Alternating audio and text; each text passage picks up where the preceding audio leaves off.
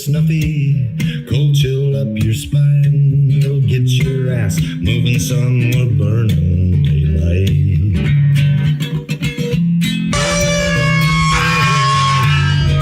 Howdy there, I'm Matt McKinley and we're burning daylight. In the saddle till the job's done right. Welcome to Burnin' Daylight, the only podcast for the working cowboy. Well, howdy there, daylight burners. Happy Monday. Hope the week treated you all right. Weekend treated you all right. It's hot and dry again. Hey, it's summer in the desert, so yeah, a little hotter than normal though. Will say that I was talking with Boots this morning. It's hot over there and hotter over there, so I don't feel so bad about myself. It was 102 degrees in London, England, and boy, those little Brits didn't know how to handle it, I don't think. It's kind of rainy all the time. And speaking of raining all the time, guy I'm going to talk about today is from rainy old, not England, but Scotland. Immigrated over here and left quite a little legacy for himself. And this is pretty interesting. Some pretty interesting stuff I found out. So Allen Pinkerton, he's the head of the founder, head of the Pinkerton detective agency. Started as Pinkerton Detective Agency, and then morphed into Pinkerton National Detective Agency, widely known as the precursor to the U.S. Secret Service. And so we'll touch on that a little bit as well. But interesting stuff, and it brings up a lot of questions and a lot of thoughts that I've kind of got going on, and especially because Pinkerton Agency is still around. Live and well. It is a subsidiary of a Swedish global corporate security type conglomerate, and So anyway, but before we get all that, Allen Pinkerton, born 1819, says he was a Scottish cooper, abolitionist, detective, and spy. Best known for creating Pinkerton National Detective Agency. So the story that everybody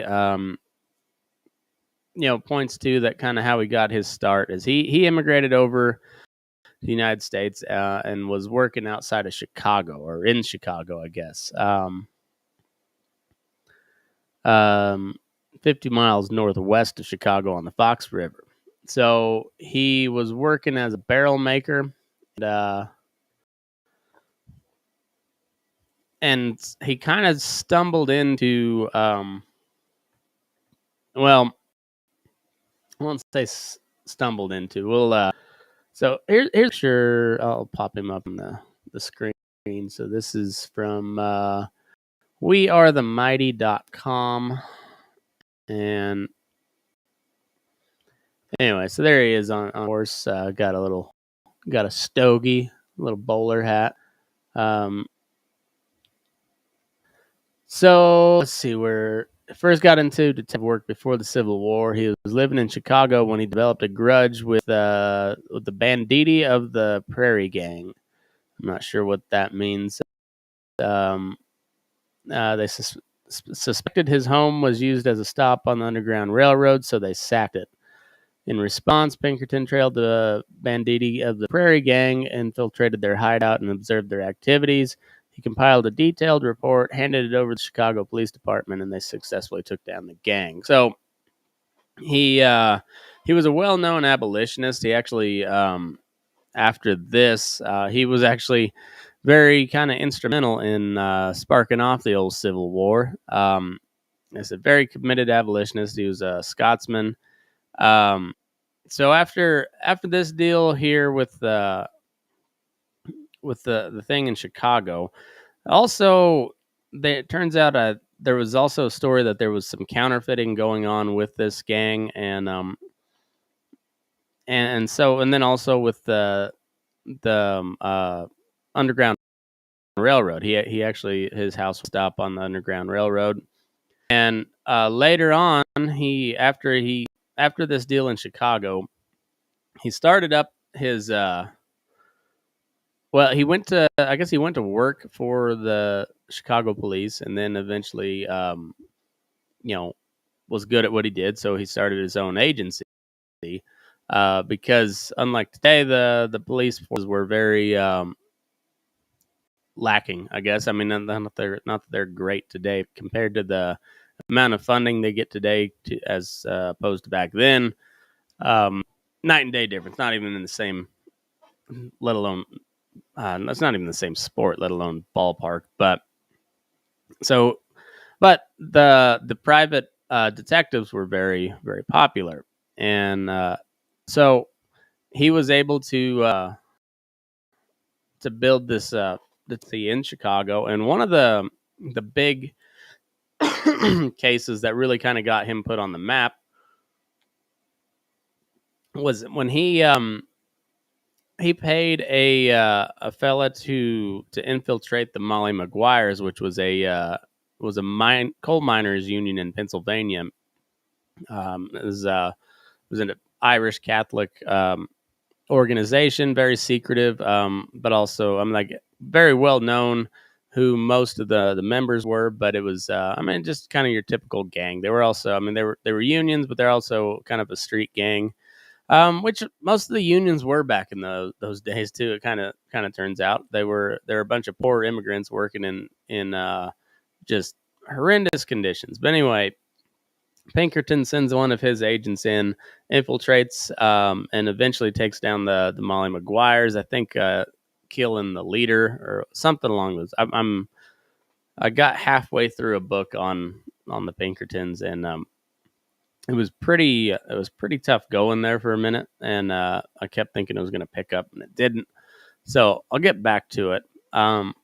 But for what I found out today, we got enough to go off of. But that Molly Maguire's deal was what kind of really brought him into I guess maybe national focus, or at least he was starting to get some attention, because you're looking at the robber barons of the day, as they called them, like these big just giants of industry that were in these coal mines, and so with big money, they got ties to the government, obviously, and after he was able to help out these coal miners, and he got more attention from other folks, and eventually he after he funded he built up this agency, and then became even more involved in the abolition movement, and he actually, it is rumored that he actually bought the suit that John Brown was hanged in, or buried in, after his failed raid on Harper's Ferry, if you don't know that, I don't know. Some of you younger kids, let me know. Like, if you're, say, under the age of 21, did you learn about Harper's Ferry, or did you have to start, like, I guess after the Civil War, when you started U.S. history? Anyway, I'd be interesting to know how many knows about the raid on Harper's Ferry. But anyway, that was kind of the unofficial kickoff to the Civil War. You had Bleeding Kansas, and then John Brown, who was big in Bleeding Kansas, he raid on Harper's Ferry. But Allen Pinkerton had ponied up quite a little bit of money to buy clothes and food, and I think even some of the arms that they had when they stormed that, because it was a military depot that they stormed, like just an armory, I guess. And after it failed, and they I think they hung him, and apparently, allegedly, according to legend, anyways, the suit that he was hung in was bought by Allen Pinkerton. But during the Civil War, Pinkerton was made like the chief. What was the name of his? Okay, so he his first jobs mostly consisted of protecting abolitionist meetings, then the John Brown deal, and investigating a bunch of train robberies. His contact for the railroad gig was the company's lawyer, by a man by the name of Abe. Okay, so Abe Lincoln um, had a vested interest in these railroads being profitable, and when your railroad is carrying money and is getting robbed, that's not very profitable. And anyway, so Pinkerton was buddy buddy with Abe Lincoln, and they're both abolitionists. Well, I guess Lincoln wasn't quite the ardent abolitionist that Pinkerton was. But then he was hired by Lincoln because they got wind of an assassination attempt, and um, they put Pinkerton in charge of security, and he was able to thwart that one. Not the John Wilkes Booth. You miss 100% of the shots you never take. JWB. Anyhow, he was given command over the Union Intelligence Service, which was predecessor to the U.S. Army Counterintelligence Command, and he was the chief of that. And he took his job very, very seriously. Um, and his agents with with the Union Intelligence Service, they is there he is there. But anyway, they would dress up in Confederate uniforms, and they would go out they were essentially spies, just trying to find any information they could. And Pinkerton himself was what would go out on these raids, and whether they would come back with like number of enemy troops or positions or what their supplies looked like, and then so on and so forth. But he was very good at what he did, and for all accounts and intents and purposes, I mean, he was very dedicated to his job as well. He considered himself a pro-labor man. He said he felt solidarity with the workers, but he really didn't like the strikes, and he didn't like when business was ground to a halt. He was a businessman as well, and he was also like very much he was just about America being strong, and and part of that was a strong economy. So had good intentions for beliefs, but after the Civil War, um, they formed. They did a lot of work for the government. A lot of times it was protecting the railroads, and it wasn't just the Union Pacific or whatever railroad he got is like the Illinois Pacific or Illinois Central or something like that. But it was like all the railroads, and so he had this huge network of agents, and pretty soon he gets involved with chasing down Frank and Jesse James and the younger brothers, and they had some wars. They really had some wars. The James boys, they shot up a whole lot of Pinkertons, and they killed one.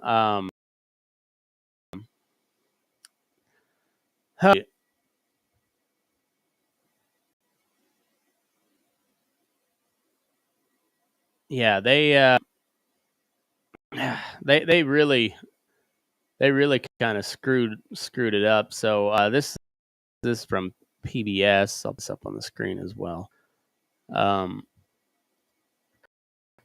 I got some pretty cool renderings of him too, but so let's see. A train robbery by the James Gang in Gads Hill, Missouri. The Adams Express Company asked Pinkerton to bring the brothers Frank and Jesse James to justice. Express companies were paid to carry valuables on the railroads, and they, rather than the train companies, typically suffered the largest losses during the robberies. So, it wasn't exactly the train company itself. It was the express companies. So they were, yeah. So they had like they were the ones that had the armored cars. Essentially, they were the Brinks of the day, and then probably. I could go down to a big rabbit hole, but I've already went far enough, and we got a little bit to get through yet. So I'm gonna, but like, yeah, all the way up to modern day. So Pinkerton accepted the assignment, sent one of his detectives to Clay County, Missouri, to investigate. That detective, a man named Joseph Wincher, arrived in early 1874 and made his way to the James homes. Despite being warned by a former sheriff that the old woman would kill you dead if the boys didn't, Wincher was found murdered the next day. His death scared off the express company, but the old abolitionist Pinkerton, who vowed vengeance on the outlaws, who still espoused the Confederate cause. So the express company said, "All right, no, we're out. We're not paying you anymore. You didn't get it, and you actually, one of your guys got killed. We're out on that." But Pinkerton, he continued chasing him on his own dime.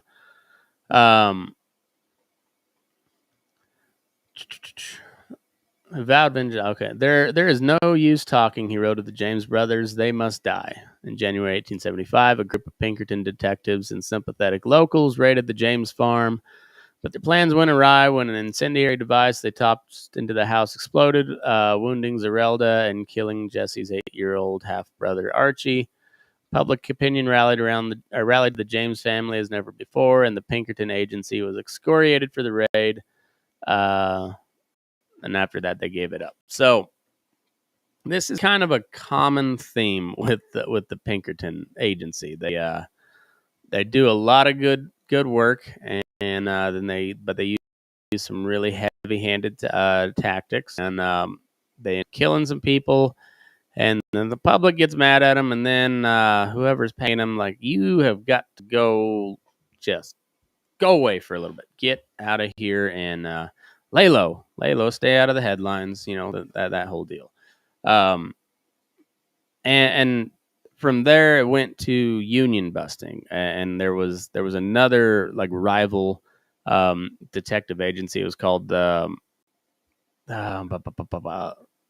it the Hamilton Felt Agency, something like that.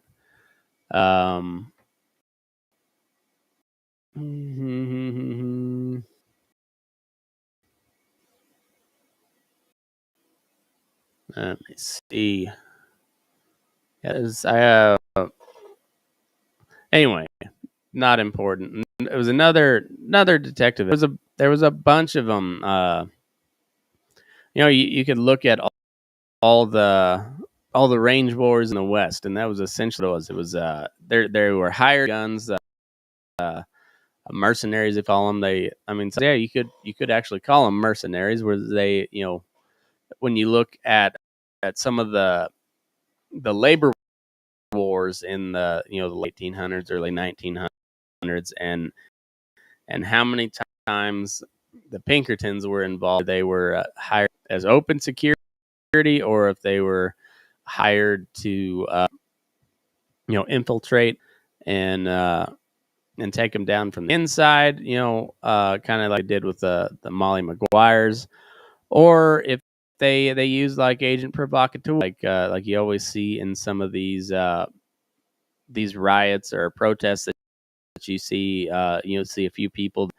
All of a sudden, they're doing some really fishy shit to, like they'll be the first one to throw a brick through the window, and then they don't go in. They just run off to the next place, and they just set off this chain of looting, and that was kind of what the Pinkertons were known for. Maybe not so much the looting or whatever, but they would, they would infiltrate one of those strikes or whatever, and the union guys were pretty damn rough themselves. They would beat the shit out of non-union workers.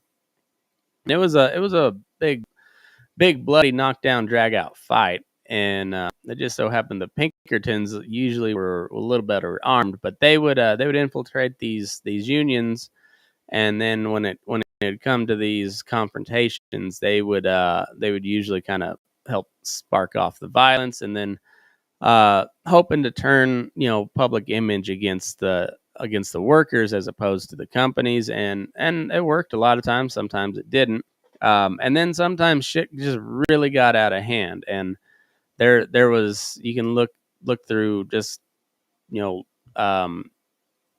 like organized labor battles, and you can see a whole list from like Ludlow, Colorado, where um, you had like the other agency I was telling you about, something Felt. I know it was Felt, Hamilton Felt something.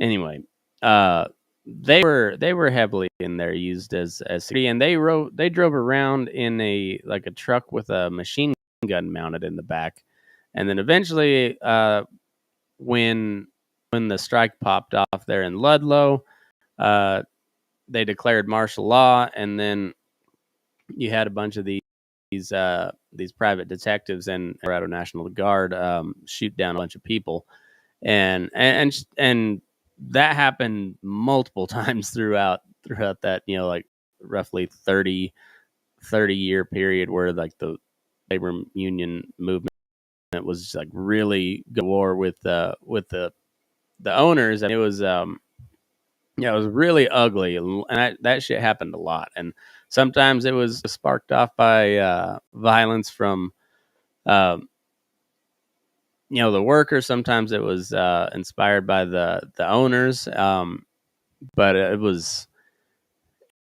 a nasty and brutal fight, and the Pinkertons and all these other little agencies were right up in it. So from there, we have let's see, where is that Secret Service? Okay, we go to the U.S. Secret Service, and one of the big problems was currency at the time, and let's see, history. There we go. Abraham Lincoln, with a reported 1/3 of the currency in circulation being counterfeit at the time, Abe Lincoln established a commission to make recommendations to remedy the problem. The Secret Service was later established on July 5th, 1865. Boy, they they Secret Service did not have a solid start. When was Lincoln assassinated? I don't know that date right offhand, but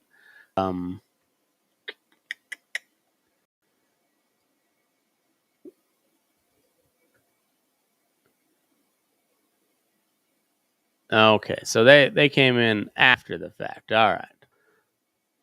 So, but then they had them focus on protecting the currency for the most part. It was that was their initial goal, was to take care of the money supply. So here we go. The Secret Service was established July 5th, 1865, to suppress counterfeit currency. So they were under the Department of the Treasury at the time. Chief William P. Wood was sworn in by the Secretary of Treasury, Hugh McCulloch, commissioned in Washington, D.C. as the Secret Service Division of the Department of the Treasury, with the mission of suppressing counterfeiting. At the time, the only other federal law enforcement agencies were the U.S. Customs Service, U.S. Park Police, and the U.S. Post Office Department. After the assassination of President William McKinley in 1901, Congress informally requested the Secret Service to provide presidential protection. A year later, Secret Service assumed full-time responsibility for the presidential protection, and they were the first U.S. domestic intelligence and counterintelligence agency, and that was one of the things that Pinkerton was really known for, was his criminal database. So he took really detailed reports. He recruited his agents to do the same, and after the invention of the camera, he started compiling photographs of all known criminals that he could, and probably was is instrumental in the big wanted reward posters of the Old West. I'm sure that the Pinkertons had a lot to do with that. And then they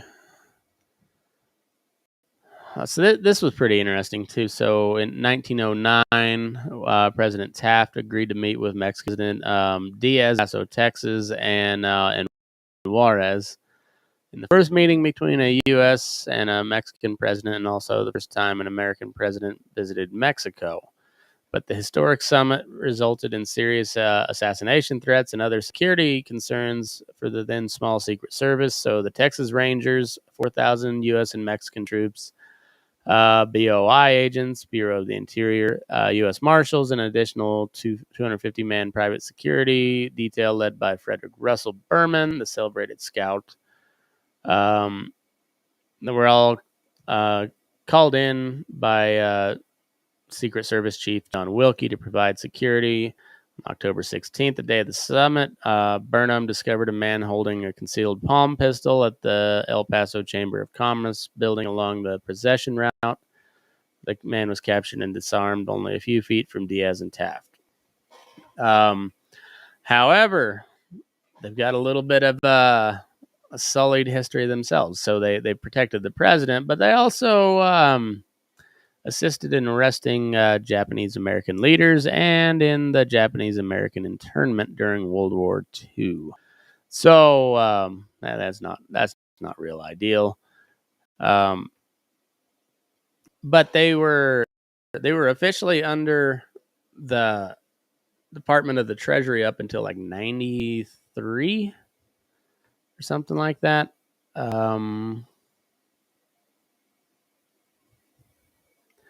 Might have been even later than that.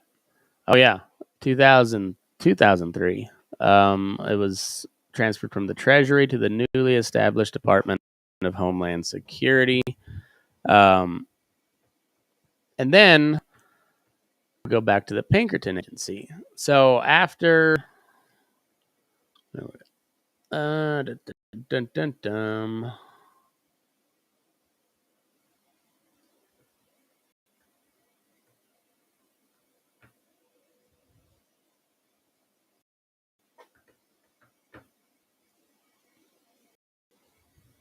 okay. So following the Civil War, began conducting operations against labor. During the labor strikes of the late 19th and 20th centuries, businesses hired the Pinkerton Agency to infiltrate unions, supply guards, and keep strikers and suspectionists out of factories and recruit goon squads to intimidate workers. During the home strike of 1892, Pinkerton agents were called in to reinforce the strike-breaking measures of the industrialist Henry Clay Frick, who was acting on behalf of Andrew Carnegie, the head of Carnegie Steel. Tensions between the workers and strike breakers erupted violence, which led to the deaths of 3 Pinkerton agents and 9 steel workers. And then after that, there was a bunch of states that passed laws that said you cannot bring in outside security during a labor dispute. And most of them, I don't know whether in the text of the laws themselves, but very much in the debate leading up to the votes, it was the Pinkertons were mentioned by name. So here's on the Molly Maguires.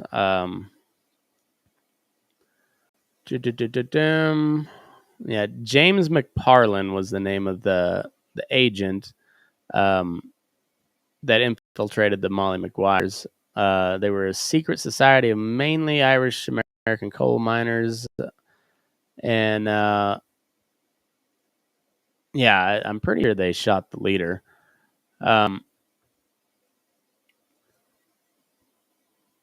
Okay, so then the Steunenberg murder trial. Harry Orchard was arrested by the Idaho police and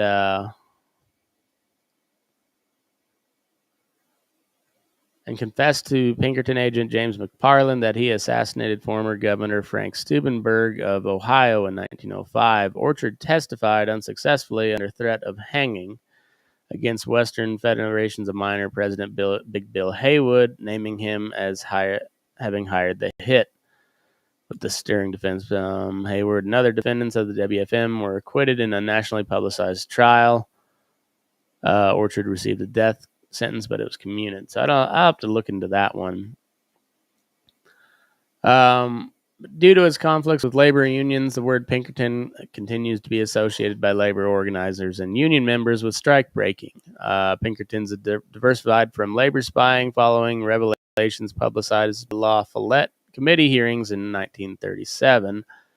And the firm's criminal detection work also suffered from the police modernization movement, which saw the rise of the FBI and the bolstering of detective branches and resources to the public police. With less of the labor and criminal investigation work on which the Pinkertons thrived for decades, the company became increasingly involved in protection services, and in 1960s, even the word detective disappeared from the agency's letterhead. The company now focuses on threat intelligence, risk management, protection, and active shooter response. 1999, the company was bought by Securitas AB, a Swedish security firm, for $384 million. Wow. That was in 99. You're probably looking at like 750 today. Maybe bumping up on $1 billion. Ooh.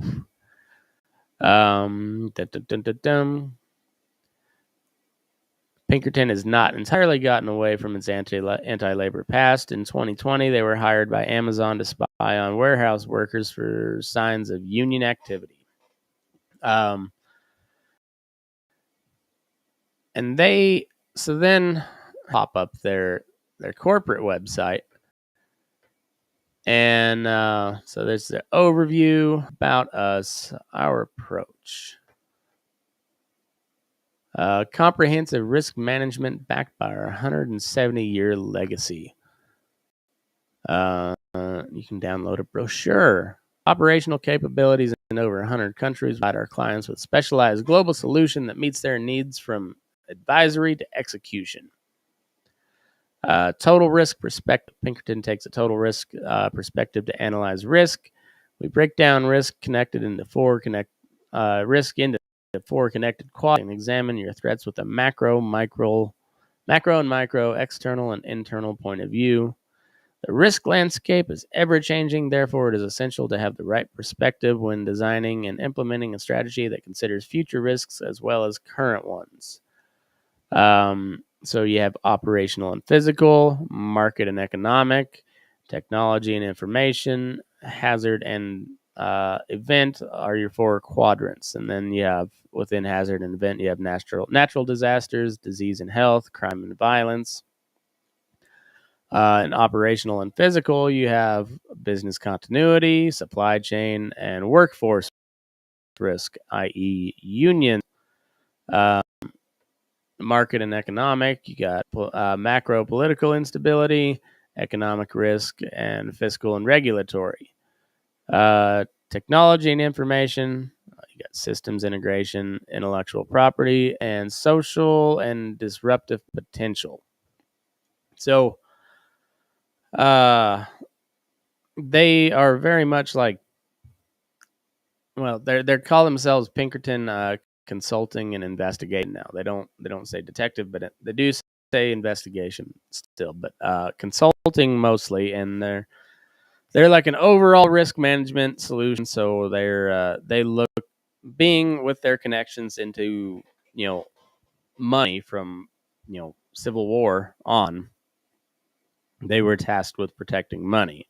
When that later led into protecting capital, meaning the plants, the factories, the mines, and with all that, that comes with making sure the workers work. And now they've got it into, you have all these things, and they're like very much a like an all encompassing brand. And it sounds a lot like you may have heard this stuff floated around if you're follow any like the financial stuff at all, which I don't much, but some of the podcasts I do they go really into finance and economics, and I know enough to kind of know when something seems fucky, but I don't I don't delve too deep into it. But you'll hear something about ESG. I'll pop this up on the screen, and this is from who is this from? This is from like pwc.com. I'm not sure who they are, but they're an investment group. And ESG is environmental, social, and governance. And so now they have a score, an ESG score of where like how your company is doing and how you should steer it. So environmental, you've got net zero emissions, product expectations, societal expectations. So that's why you're seeing these corporations get more woke and get involved in societal issues. On the social end, create enterprise value and enhance public trust by addressing, managing, and communicating societal commitments. So the social impact, workforce, privacy, DEI. I don't know what DEI reporting is. Half of consumers want companies to make more progress on social issues. Consumers want companies to make more progress on social issues like DEI, diversity, equity, and inclusion, data security, and privacy. 83% of employees, a majority of employees, are more likely to work for a company that stands up for social issues they care about. How do they know where you stand? And 43% of consumers versus 7% of executives. 43%, only 43% of consumers say companies are investing more resources in data security and privacy within ESG efforts, but 67% of execs thinks they're doing so. Where's the disconnect? All right. So anyway, then you go down to the governance. Without governance and oversight, ESG won't unlock your company's potential. Learn how leading firms set the pace. Board visibility. Less than half corporate directors say ESG issues are regularly a part of their board's agenda. There's clearly significant room for improvement. Board diversity. 4 out of 5 corporate directors agree. Most corporate directors agree that companies should be doing more to promote gender and racial diversity in the workplace. Investors are focusing on the connection between ESG goals and executive compensation. By tying the two, you can incur blah, blah, blah, blah. Tax transparency. 1/3 of consumers think businesses spend more to avoid corporate tax. Now, more than ever, your company needs to provide tax transparency to all stakeholders. Corporate governance. Directors say that companies should prioritize a broader group of stakeholders, not just shareholders. So it's like the perfect marriage of woke and climate and sensitivity and blah. And it sounds like modern day Pinkerton has a little bit into that too, but also they offer the cooler stuff as well. Products. They have reports, crime index reports. Imagine yourself ahead of the curve with a new way of crime awareness.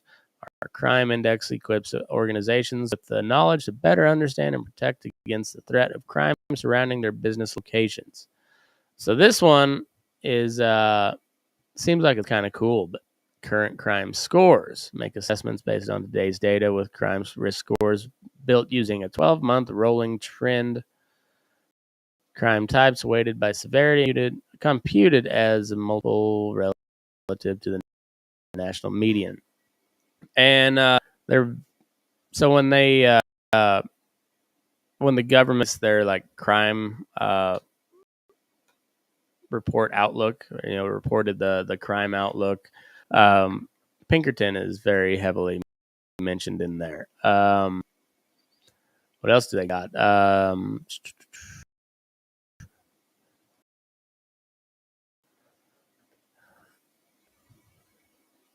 Let's see.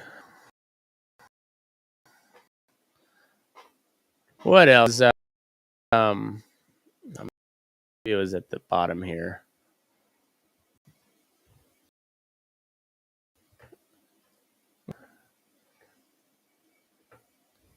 Our values. What are our values? Being a Pinkerton means something. Organizations, their assets, their reputations, and their people all around the world. Our motto, "We never sleep," represents our allegiance to the core values: vigilance and excellence.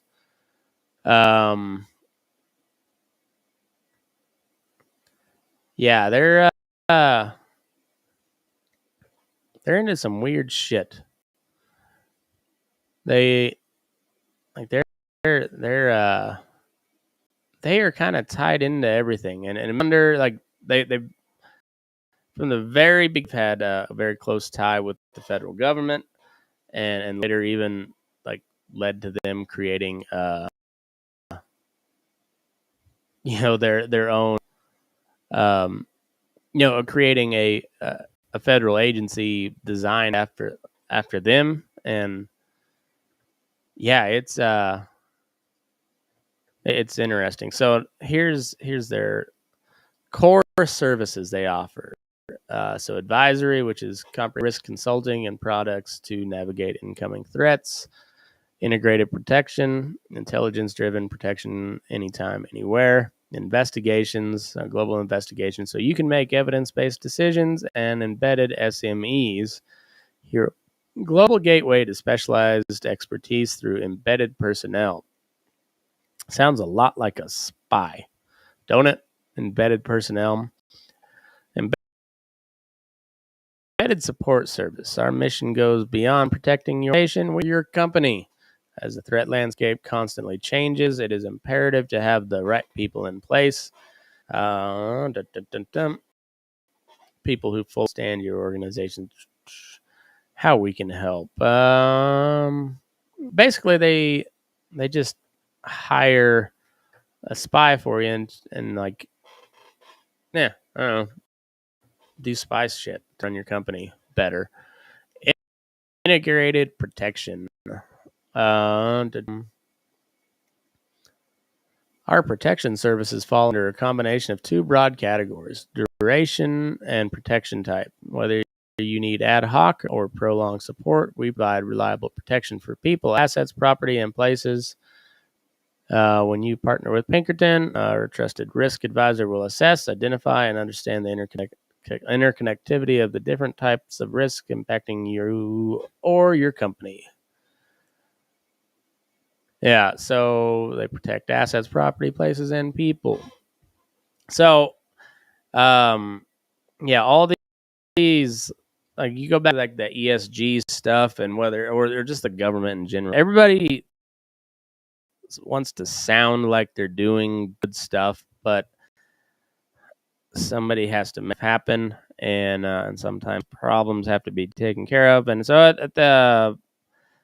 at the end of all these pie in the sky good things that the government or whoever else is going to do, there's always some muscle that like nobody talks about, and that's been the Pinkertons since day one.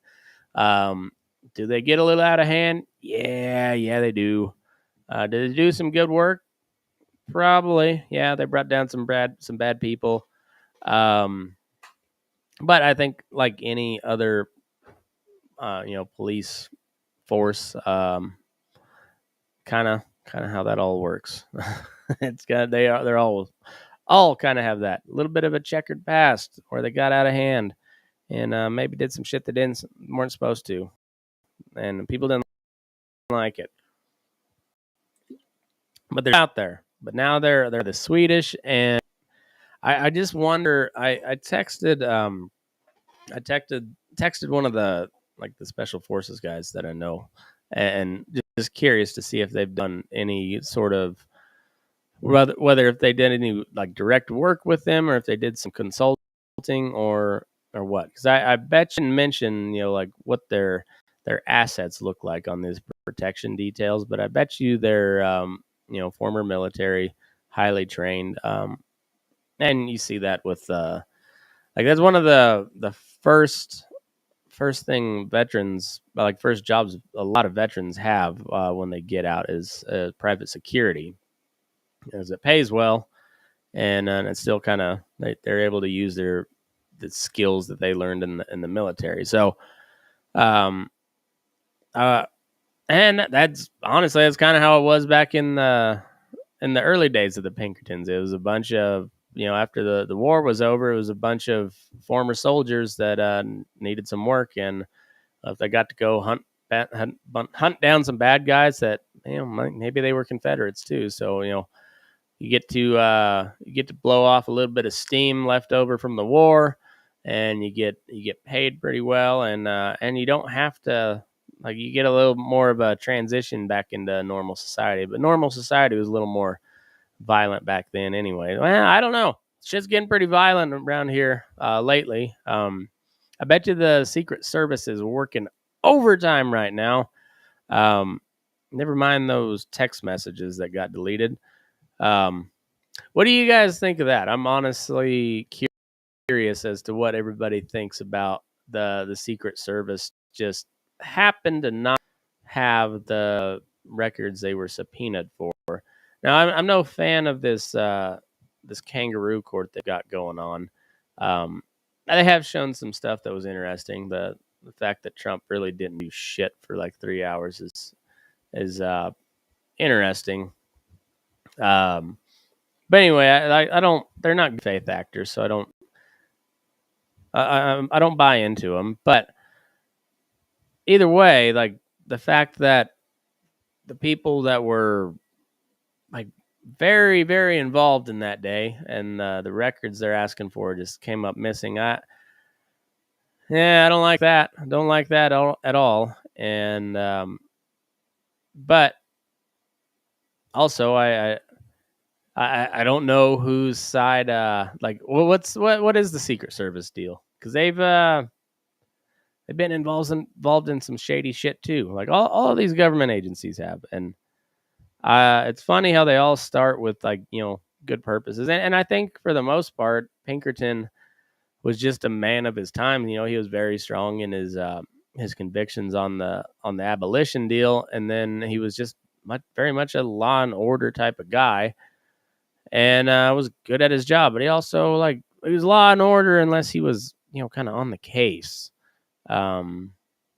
And then the kind of sometimes the laws went out the window, where you're throwing dynamite into a farmhouse to bring down a guy that's wanted by the law, but you're being paid by a private company to bring him down, and it's So that when this is one of those things when I hear discussions from anarchists and they talk about private security forces, I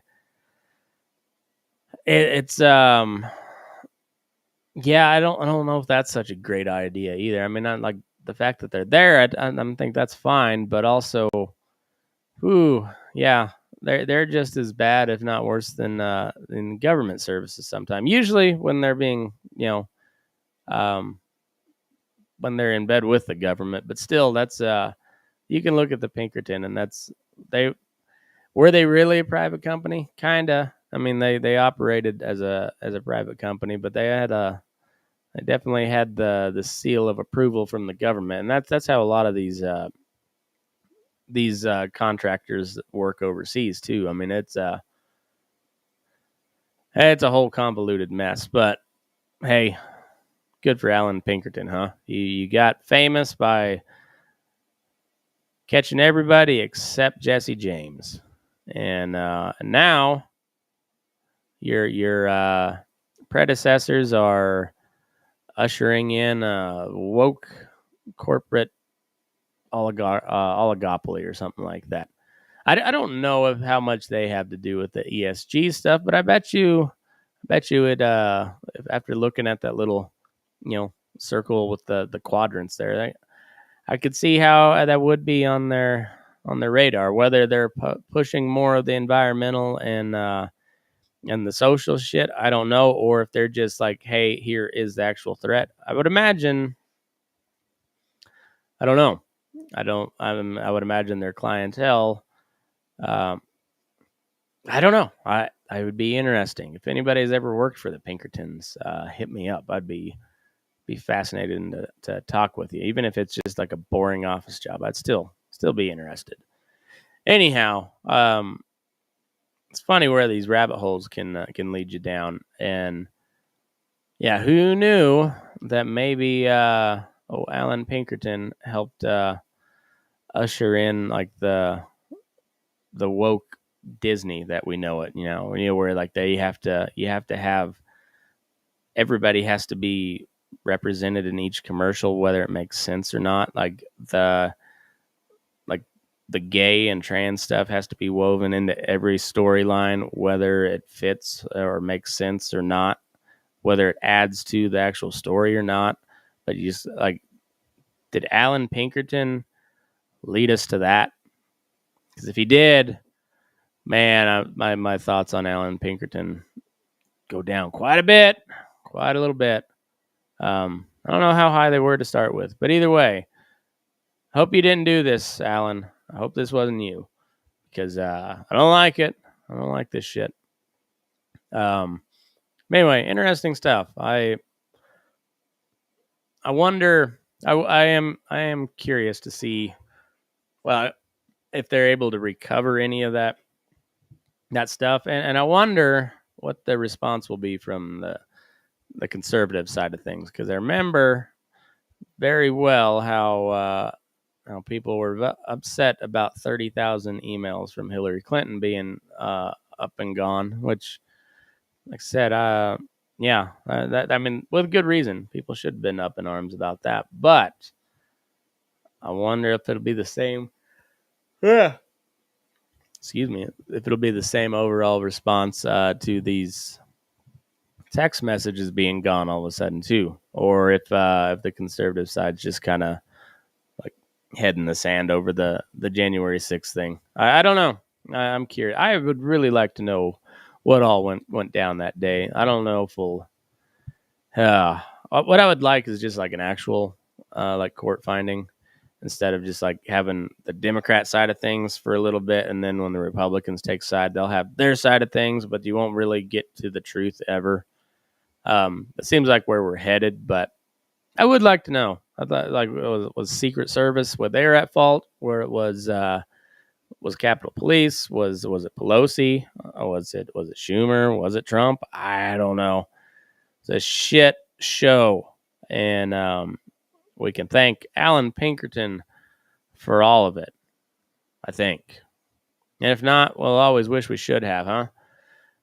Anyway, hope you enjoyed that. Hope you have a good week. Make sure, if you'd like to support the show, head over to patreon.com/BurninDaylight. You can sign up there. You get bonus content. You get ad-free content, and get some other stuff as well. Or you can head over to Spotify, and you can sign up there. All the Patreon content will also be on Spotify, but you gotta subscribe there. It's $4.99 a month. So either way, Spotify's got a really cool player. You'll be able to see it on video as well. I like that. So anyway, I think it looks good, and it works pretty good. So anyway, those are the best ways to help out the show. Make sure you go, give me a 5-star rating or a 1-star. I don't care. Just rate it, review it, subscribe, all that good shit. And yeah, thanks for tuning in. We'll be back here. I think Aaron will be here tomorrow for Fence Post Politics, and if not, I'll find another way to call him gay. I promise you that. And on that note, move your ass. We're burning daylight.